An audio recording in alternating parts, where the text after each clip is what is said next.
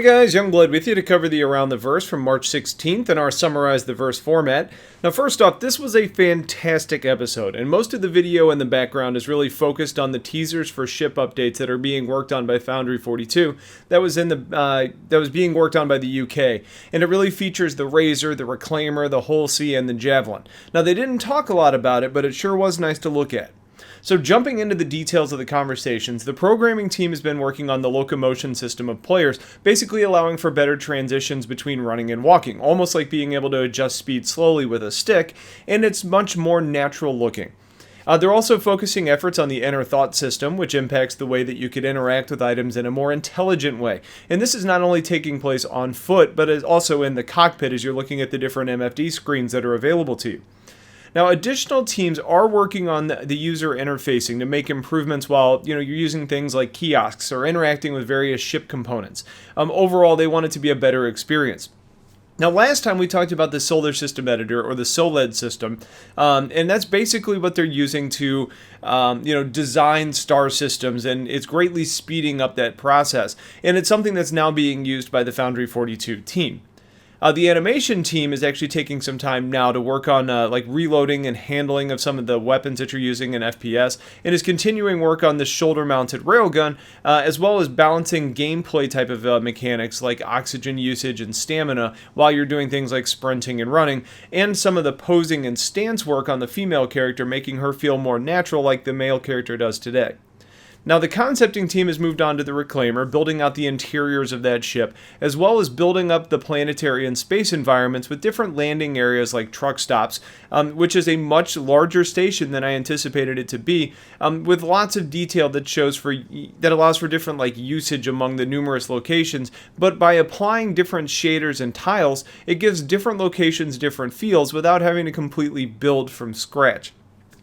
The truck stop that we saw in the episode was actually a medium-sized truck stop, and it looked like it had ability for multiple starfarers to land. The Freelancer looked really small on it. Basically, a truck stop seemed to dwarf something like Port Alizar, and that was deemed a medium truck stop. So they're doing a lot of work to make it feel really detailed, but it was pretty impressive to see. The visual effects team has been putting some effort into things like atmospheric flight and how to make that feel and look different. And they're working on the Aquila currently now with getting new damage states in place. Audio team is actually working on various ships like the Dragonfly, the Prospector, the Buccaneer, the Ursa Rover, and the Aquila. Basically not only getting things like engine sounds, but also like doors and utilities going and like laser beams and all those sorts of things. And the sound design for when you're both in the Dragonfly and the Ursa Rover are really, really good, and they seem to make for an interesting experience. Specifically, the Dragonfly was really impressive to hear. Now, the behind the scenes was focused mostly on level design, and they went into details on how they've begun focusing on building their own internal library of information and assets to allow for faster level design, which also touches on what I mentioned before about changing the look and feel of different locations to match the system that you're in. So a really well-to-do system like Stanton is probably going to be nice, clean, high-tech locations, but if you're in a more dangerous, low-tech area, you're probably going to see it being kind of dirty. So while the assets may actually be the same, they're not going to look or feel the same. Now, they're applying those same techniques to locations like the truck stop, the modularity of planetary bases, and different satellite locations. So basically, anywhere you're going to go walk around and explore, it's going to have these different shaders and tiles and levels built into them. Not only does doing modular planetary bases seem logical for how quick settlements could pop up and just as we develop as the human race, but it also makes things a lot easier during the design process for that team. Now, ideally, these processes later are going to be applied to developing large and complicated cities in a way that makes them feel unique and detailed without taking the time to be fully handcrafted.